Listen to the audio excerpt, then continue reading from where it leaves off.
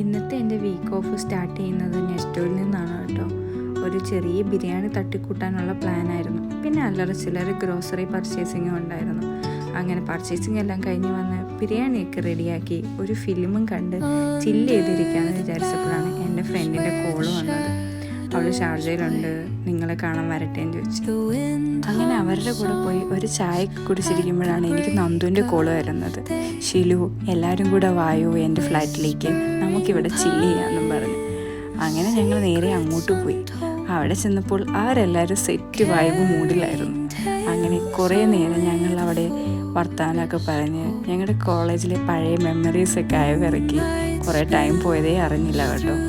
പിന്നെ അടുത്തതായി വന്ന ടോപ്പിക്ക് എൻ്റെ യൂട്യൂബ് ചാനലും എൻ്റെ വാചകവടിയൊക്കെ ആയിരുന്നു.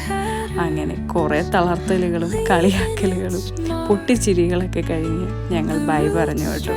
കാരണം പിറ്റേ ദിവസം നമുക്കെല്ലാവർക്കും ഡ്യൂട്ടി ഉണ്ടായിരുന്നു. അങ്ങനെ നേരെ പോപ്പി ഞങ്ങളെ കൊണ്ടുവന്ന് റൂമിലാക്കി അവരോടും ബൈ പറഞ്ഞ് ഇന്നത്തെ ദിവസം തീർന്നു.